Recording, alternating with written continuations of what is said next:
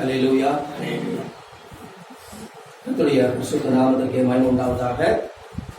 இந்த நாளிலேயும் நாம் தேவனுடைய வார்த்தைக்கு ஆதாரமாக அப்போஸ்தலனாகிய பேதுரு எழுதின முதலாம் நிருபம் 4ஆம் அதிகாரம் 12-13 வசனங்களை நாம் வாசிக்க கேட்போம். 1 பேதுரு 4ஆம் அதிகாரம் 12-13 வசனங்கள். பிரியமானவர்களே, உங்களை சோதிக்கும்படி உங்கள் நடுவில் பற்றி எரிகிற அக்கினியை குறித்து ஏதோ புதுமை என்று திகையாமல் கிறிஸ்துவின் மகிமை வெளிப்படும் போது நீங்கள் களிகூர்ந்து மகிழும்படியாக அவருடைய பாடுகளுக்கு நீங்கள் பங்காளிகளானதால் சந்தோஷப்படுங்கள். நாம் தொடர்ந்து அக்கினியை குறித்து நாம் தியானித்துக் கொண்டிருக்கிறோம். ஆமென். சோதரம் அக்கினி எதெல்லாம் குறிக்குதுன்னு சொல்லி நம்ம பார்த்து கொண்டிருக்கிறோம். சோதரம் இந்த நாளிலேயும் கூட அக்கினி சோதனையையும் பரீட்சையையும் குறிக்கிறதாக இருக்கிறது. அல்லேலூயா. சோதரம் சோதனைக்காரன் கொடுப்பது சோதனை, தேவன் வைப்பது பரீட்சை. ஆமென். தமிழ் வேதாகமத்தில் சோதனை என்கிற ஒரே பதம் உபயோகப்படுத்தப்படும். சில இடங்களில் மாத்திரம் பரீட்சை என்கிற பதம் உபயோகப்படுத்தப்படும்.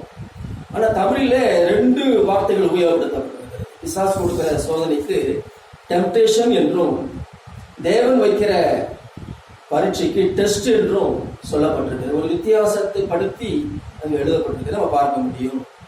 சோதனம் முதலாவது நம்ம சோதனையை குறித்து நம்ம தியானிக்கலாம். சோதனை என்ற உடனே நாம் பயந்து போய்விடக்கூடாது. அல்லேலூயா. பாருங்க, சில பிள்ளைகளுக்கு எக்ஸாம் டைம் டேபிள் கொடுத்த உடனேயுமே என்ன ஆயிரும், அப்படியே அட்டென்ஷன் ஆயிடுவாங்க. பயம் வரும், வயிற்றெல்லாம் கலங்கிடும் எக்ஸாம் டைம் டேபிள் கொடுத்த உடனேயே.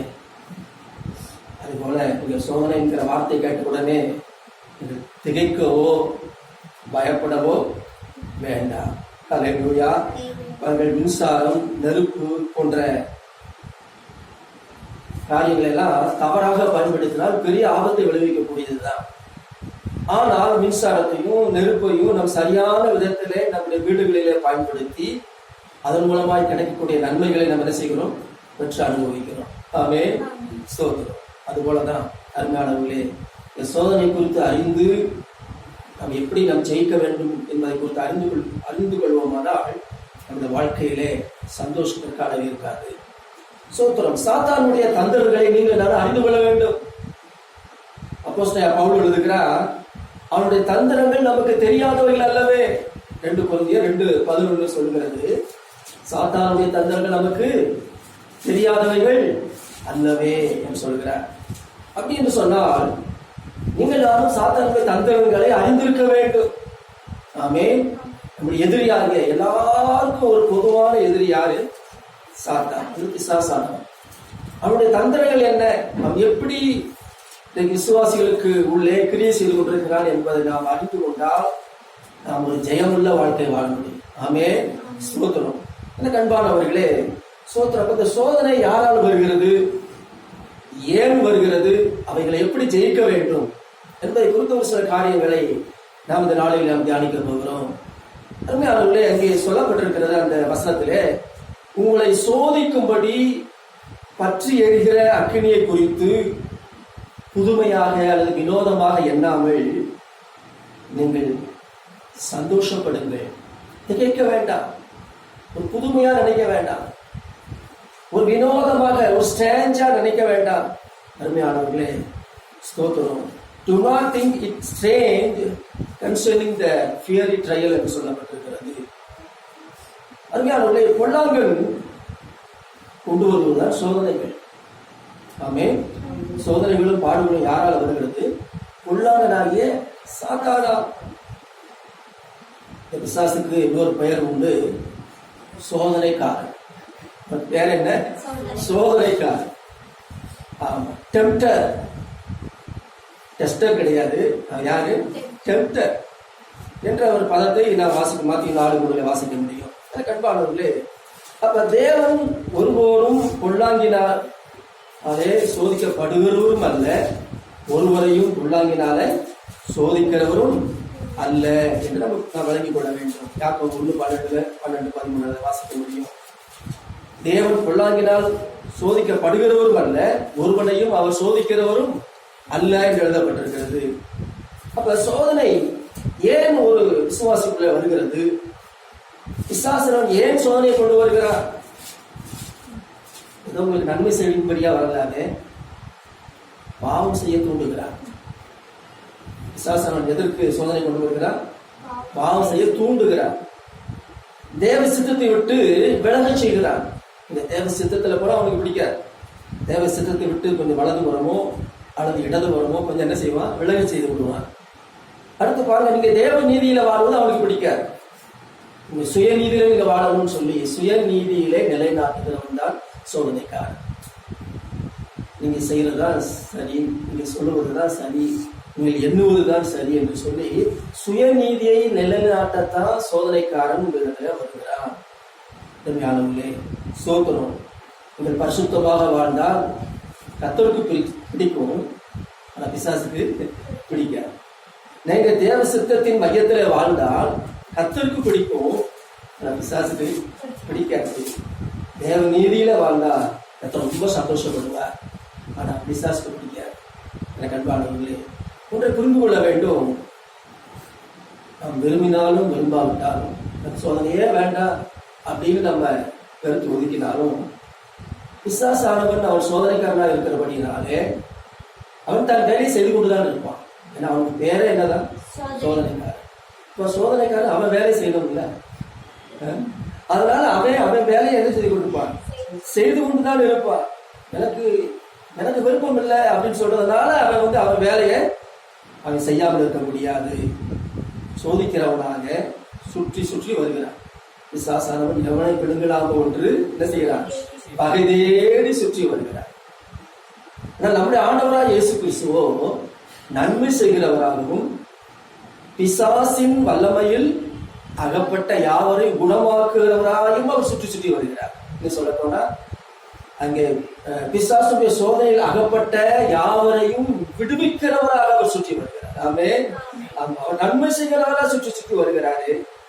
அது மட்டும் இல்ல, பிசாசை யாரெல்லாம் அகப்படுத்தி வச்சிருக்கிறானோ அவங்களெல்லாம் என்ன செய்வதற்காக? விடுவிப்பதற்காக அவர் சுற்றி வருகிறார். ஸ்தோத்திரம். ஆகவே வேதத்துல நான் வாசிக்க முடியும், திருடவும் கொல்லவும் அழிக்கவுமே அன்றி வேற ஒன்றும். அவன் வேலை செய்ய அவன் திருடுவான், சமாதானத்தை திருடுவான், ஒரு விசுவாசத்தை திருடுவான், உங்கள் ஆரோக்கியத்தை திருடுவான். எனக்கு அன்பானது, அவன் திருடன். அது மாத்திரமல்ல, கொல்லவும் அழிக்கவும் வருகிறார், வேற ஒன்றுக்கும் வரா. அதனால அவன் வேலை செய்து கொண்டுதான் இருக்கிறார் என்பதை நீங்கள் மறந்து போய்விடக் கூடாது. இன்னும் சொல்ல போனா, அவன் தனக்கு கொஞ்ச காலம் மாத்திரம் உண்டு என்று அறிந்து இன்னும் கொஞ்சம் தீவிரமா வேலை செய்து கொண்டிருக்கிறார். ஆகவே அவருடைய வேலை என்னது? திருடுவது, கொல்லுவது, அழிப்பது, சோதிப்பது, தெரிந்து கொள்ளப்பட்டவர்களை வஞ்சிப்பது. தேவனால் தெரிந்து கொள்ளப்பட்டவர்கள் அவன் என்ன செய்கிறான்? வஞ்சிக்கிறான், சோதிக்கிறான் சொல்லி பார்க்கிறோம். ஆண்டவர் சொல்கிறார், நானும் அவைகளுக்கு ஜீவன் உண்டாயிருக்கவும் அந்த ஜீவன் பரிபூர்ணப்பட வந்தேன் என்று யோவான் 10:10 நம்ம வாசிக்கிறோம். அப்ப ஆண்டவர் நமக்கு ஜீவன் கொடுக்க வந்திருக்கிறார், பரிபூர்ண ஜீவனை கொடுக்க வந்திருக்கிறார்.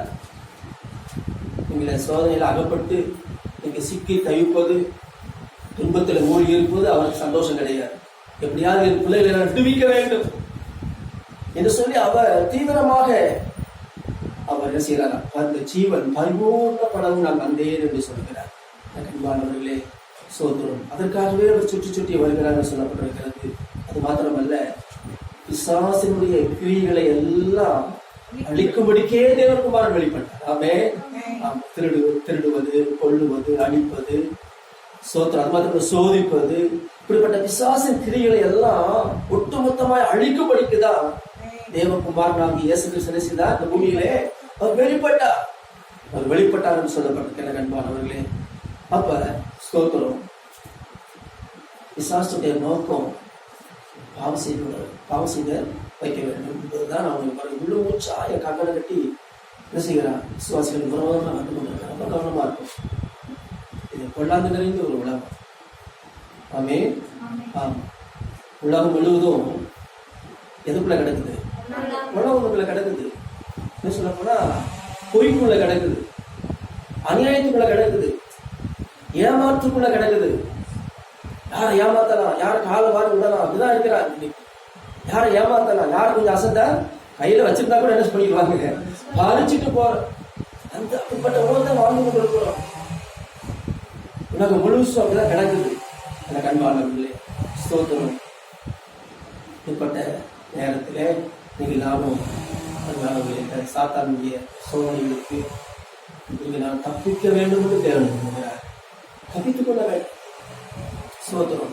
இந்த தேவனுடைய பிள்ளைகளுக்கு சோதனை யாரால் வருகிறது பார்த்தோம், எதற்கு வருகிறது பார்த்தோம். யார் நிமித்தமாக வருகிறது என்று சொன்னால் கிறிஸ்துவின் நிமித்தமாக வருகிறது. அல்லேலூயா. கிறிஸ்து இயேசுவை ஏற்றுக்கொண்டது நிமித்தமாக, அவருக்கென்று பரிசுத்தமாக உண்மை உத்தமமாக வாழ்கிறது நிமித்தமாக வருகிறது. அல்லேலூயா. அவனுக்குள்ளேயே கிடக்கிறவங்க அவனுக்கு பெருசா கண்டுக்கிற மாட்டான். ஆனா இன்னைக்கு அவனை விட்டு பிரிந்து இன்னைக்கு இயேசுனுடைய கரங்களுக்குள்ள வந்த பிற்பாடு எப்படியாவது நம்ம என்ன செய்ய அவருடைய கரத்திலிருந்து பிடித்து இழுப்பதற்காக முயற்சி செய்து கொண்டிருக்கிறார். ஸ்தோத்திரம். அப்ப கிறிஸ்துவ நிமித்தம் வருகிறது, கிறிஸ்துவுக்கென்று உண்மையாய் வாழ்கிறது நிமித்தமாக, அது மாத்திரமல்ல கிறிஸ்துவுக்கென்று ஊழியம் செய்கிறது நிமித்தமாக, சுவிசேஷத்தை அறிவிக்கிறது நிமித்தமாக நமக்கு என்ன வரலாம், பாடுகள் வரலாம். வேதம் சொல்கிறது 1 பேதுரு 4:16 ஒருவன் கிறிஸ்தவனாய் இருப்பதனால்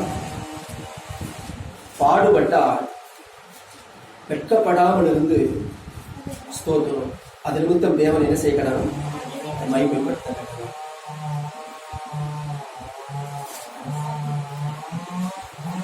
ஒருவன் கிறிஸ்தவனாய் இருப்பதனால், அல்லேலூயா, கிறிஸ்தவனாய் இருப்பதனால் பாடுபட்டார் அப்படின்னா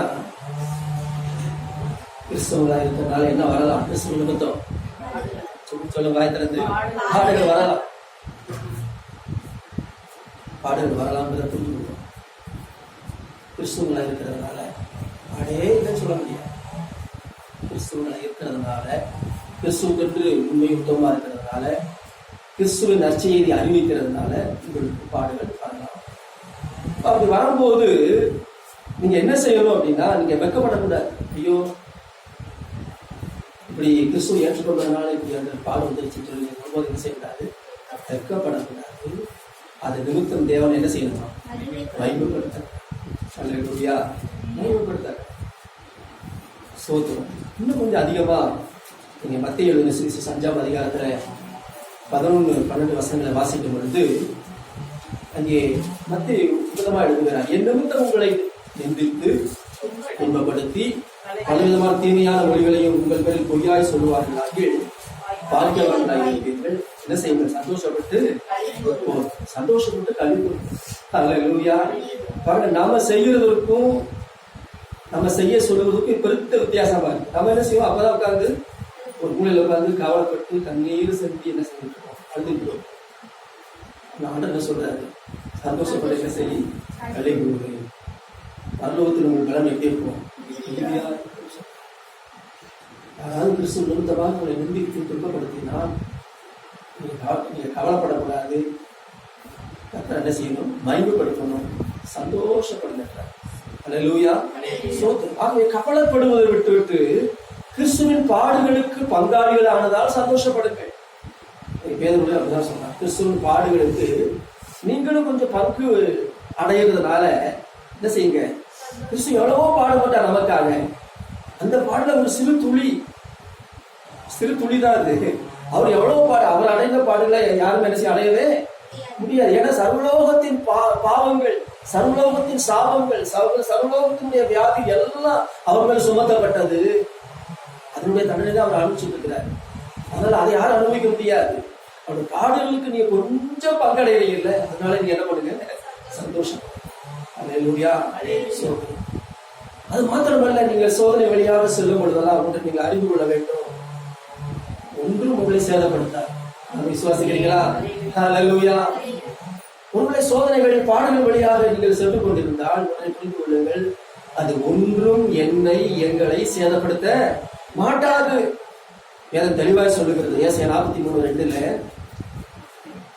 நீ தண்ணீர்களை கடக்கும் பொழுது நான் உன்னோடு இருப்பேன், நீ ஆறுகளை கடக்கும் பொழுது அவைகள் உன்மேல் கொள்ளுவதில்லை, நீ அக்கினியில் நடக்கும் போது வேகாது இருப்பாய், அக்கினி ஜுவாலை உன் பேரில் மாற்றாது. அக்கினி என்பது எதை? சோதனை. சோதனை வழியாக நீங்க கடக்கும் பொழுது அந்த சோதனை உங்களை என்ன செய்யாது, வேக வச்சிடாது. சோதனை என்ன செய்யாது, உங்களை வெந்து போக விடாது, வேகாது இருப்பார். அக்கினி ஜுவாலை உன் பேரிலே பற்றாது, ஒன்றும் உன்னை சேதப்படுத்த தெளிவா சொல்றாரு. அது ஒண்ணுமே செய்யாதுப்பா. இவ்வளவு ஆணித்தரமா ஆண்டவர் நமக்கு ஒரு வாக்கு கொடுத்திருக்கும் போது நம்ம சோதனை என்ன செய்யக்கூடாது, நாம சோதனை என்ன செய்யக்கூடாது, பயப்படவோ திகைக்கவோ கூடாது. இதெல்லாம் ஒரு புதுமையா இருக்குது. கிறிஸ்து ஏற்றுக்கொண்டாலும் கூட பாடுங்களா அப்படின்னு புதுமையா நினைக்காதீங்க. அதான் முதலே சொல்றாரு, புதுமைன்னு நினைக்காதீங்க, திகழ்ச்சி போயிடாதீங்க, பயந்து போயிடாதீங்க. சோதனம் அது ஒன்றும் உங்களை செய்யாது, சந்தோஷப்படுங்க. அல்லேலூயா. உதாரணமா பார்க்கும் பொழுது பாருங்க, நேபுகாத்நேச்சார், பாபிலோனிய ராஜாவாகிய நேபுகாத்நேச்சார் ஒரு பெரிய பிரச்சனையை பண்ணி வைக்கிறார். 60 மணி உயரம் 6 முழ அகலத்துக்கு பிரச்சனையை பண்ணி வைத்து கீத வாக்குகளெல்லாம் வாசிக்கும் பொழுது எல்லாரும் குறிப்பாக காலம் வந்து என்ன செய்யணும், அறிந்து கொள்ள வேண்டும் என்று சொல்லி ஒரு கட்டளை பிறப்பிக்கின்றார். ஆனால் சாத்ராக், மேஷாக், ஆபேத் என்பவர்கள் அவர்கள் ஜீவனுள்ள தேவனை வணங்குகிறவர்கள். ஆமென். ஜீவனுள்ள தேவனை மட்டும் வணங்குகிறவர்கள். ஆகவே அவர்கள் அந்த பொற்சிலையை பணிந்து கொள்ளவில்லை. இப்பொழுது ராஜாவுக்கு பார்த்து கோபம் வந்தது. அவர்கள் பாருங்க 7 மடங்கு அக்னி சூளை சூடாகிறார். கோபம் வந்து பாருங்க, சாதாரண சூளையே என்ன செய்ய மனசனை கொண்டு போட்டு விடுவோம். இப்ப கோபம் வந்து 7 மடங்கு சூடாக்கி அந்த 3 பேரையும் அக்னி சூளையில போட்டு வைக்கிறார். நடந்தது என்ன ஒரு நேரத்துல பார்க்கும் பொழுது, சோத்திரம், அந்த சோதிக்கும் அக்னியின் நடுவிலே கர்த்தர் உலாவினார். ஆமென், ஆமென், அல்லேலூயா. சோத்திரம். தானியேல் 3ஆம் அதிகாரம் 25வது வசனத்தை நீங்க பார்க்கும் பொழுது அங்கே ஒரு மந்திரி, அந்த மந்திரி சொல்லுகிறார், இதோ 4 பேர் விடுதலையாய் அக்னி நடுவிலே உலாவுகிறதை காண்கின்றேன். அந்த மந்திரி பார்க்கிற, அவர்களுக்கு ஒரு சேதமும் இல்லை. 4ஆம் ஆளின் சாயல் தேவபுத்திரனுக்கு ஒப்பாகி இருக்கிறது. அல்லேலூயா. ஆண்டவரே வந்துட்டார். ஆமென். அவரே வந்துட்டார். ஒருவேளை அக்னி சோதனை வழியா கடந்து போறீங்களா, ஐயோ நான் தனியா இருந்து உங்களை கஷ்டப்படுறேன், இவ்வளவு வேதனைப்படுறேன்னு நினைக்காதுங்க. தேவகுமாரனே உங்கள் மத்தியில் வந்துடுவார். அல்லேலூயா. உங்களோடு உலாவ, உங்களை விடுவிக்க, உங்களை காப்பாற்ற, உங்களை பாதுகாக்க அவரே உங்கள் நடுவில் வந்து விடுகிறார். சுவாசிக்கிறீங்களா? ஆமென், அல்லேலூயா. தனியா இருக்க விட மாட்டா. அதான் இயேசு சொன்னார், என்னை தனியா இருக்க விடவில்லை பிதாவானவர். அவருக்கு பிரியமானதை செய்யறதுனால அவர் என் தனியா இருக்கவே விடவில்லை என்று சொல்கிறார். உங்களையும் தனியா இருக்க விட மாட்டார். அவர் நிமித்தமாக, அவரை ஆராதிக்கிறது நிமித்தமாக, அவரையே உறுதியாய் பற்றிக் கொள்கிற நிமித்தமாக சோதனை வழியா கடந்து போனாலும் பயப்படாதீங்க. அவரே உங்களோடு அக்னி உங்கள் மேல பற்றாது, அது ஒன்று உங்களை என்ன சேதவே படுத்தாது. பார்ப்போம். எனக்கு அன்பானவர்களே, சோதனம். அது மாத்திரமல்ல, இயேசு கிறிஸ்துவும் நமக்கு முன்மாதிரியாக ஒரு வாழ்த்து காட்டியிருக்கிறார். இயேசு கிறிஸ்து கேட்கலாம், இயேசு கிறிஸ்து சோதிக்கப்பட்டாரா? இயேசு கிறிஸ்து சோதிக்கப்பட்டாரா? சோதிக்கப்பட்டார். அல்லேலூயா. அவர் சோதிக்கப்படுகிறார். நமக்கு ஒரு முன்மாதிரி, இந்த பூமியில வாழ்கிற மனுஷனுக்கு எப்படி இப்படி எல்லாம் சோதனை வருங்கிற ஒரு காரியத்தின் வழியா அவர் கடந்து சென்று இருக்கிறார். சோதிக்கப்பட்டார். வனாந்தரத்திலே 40 நாள் இருந்து சாத்தானால அவர் என்ன செய்யப்பட்டார்? சோதிக்கப்பட்டார் என்று வேதம் சொல்லுகிறது. தேவ தூதர்கள் அவருக்கு ஊழியம் செய்தார்கள். மார்க் எழுதின சுவிசேஷம் 1ஆம் அதிகாரம் 13வது வசனத்தை நீங்கள் வாசித்து பாருங்கள். மார்க் 1:13. அவர் வனாந்தரத்திலே 40 நாள் இருந்து சாத்தானால் என்ன செய்யப்பட்டார்? சோதிக்கப்பட்டார். அங்கே காட்டு மிருகங்களின் நடுவிலே சஞ்சரித்துக் கொண்டிருந்தார். தேவதூதர்களுக்கு அவர் ஊழியம் செய்தார். தேவதூதர்கள் அவருக்கு என்ன செய்கிறார்கள்? பாருங்க, அந்த சோதனையில ஒரு பெரிய ஒரு நன்மை கிடைக்கிறார். ஹல்லேலூயா. அந்த 40 நாள் காட்டு மிருகங்கள் நடுவில் சஞ்சரித்துக் கொண்டிருக்கிறார். அது மத்தியில யார் அவருக்கு ஊழியம் செய்யறாமா? தேவதூதர்கள். ஹல்லேலூயா. பயப்படாதுங்க. சோதனை வழியாய் பாடு வழியா கடந்து கொண்டிருக்கிறீங்களா? தேவ தூதர்கள் உங்கள் வீட்டு அட்ரஸை தேடி என்ன செய்யறாங்க? வந்து உங்களுக்கு என்ன செய்யறாங்க? பணிவிடை செய்யறாங்க. ஏன்னா நமக்கு பணிவிடை செய்யத்தான் தேவ தூதர்கள். ஆமென். நமக்கு உதவி செய்ய, நமக்கு பணிவிடை செய்யத்தான் தேவ தூதர்கள் வைத்திருக்கிறார். ஒவ்வொருவருக்கும் ஒவ்வொரு தேவ தூதர் உண்டு என்பதை நீங்கள் பார்த்து போய் விடுகிறார். ஆமென். இன்னைக்கு ரட்சிக்கப்பட்டீங்களோ அன்னைக்கே உங்களுக்கு ஒரு தேவ தூதரை அலாட் பண்ணிடுறாரு. ஆமென். பணிவிடை செய்வார்கள். பார்க்கிறோம். இயேசு கிறிஸ்து 40 நாள் வனாந்தரத்தில் அவர் சோதிக்கப்பட்டார். அப்ப அவர் சோதிக்கப்பட்டதுனால என்ன நமக்கு நன்மை கிடைக்குது? அவர் தாமே சோதிக்கப்பட்டு பாடுபட்டதுனாலே, இயேசுதாமே சோதிக்கப்பட்டு பாடுபட்டதுனாலே சோதிக்கப்படுகிற நமக்கு உதவி செய்ய அவர் எப்படிப்பட்டவராக இருக்கிறார்? நல்லவராக இருக்கிறார் என்று சொல்லி எபிரேயர் 2:18 வாசிக்கிறோம். அவர் சோதிக்கப்பட்டதுனால சோதனை என்னன்னு அவருக்கு தெரியும். நீங்கள் போகிற அந்த சோதனையின் பாதை என்ன என்று அவருக்கு விளங்கும். ஒருவன் நினைக்கலாம், ஏன் துன்ப கஷ்டம் யாருக்குமே விளங்க மாட்டேங்குது. இல்ல, உங்களை படத்தை இயேசுக்கு நல்லா விளங்குது. அல்லேலூயா. ஏன்னா சோதனை வழியாக அவர் கடந்து சென்றார். ஆகவே சோதிக்கப்படும் உதவி செய்ய அவர் வல்லவராக இருக்கிறார்.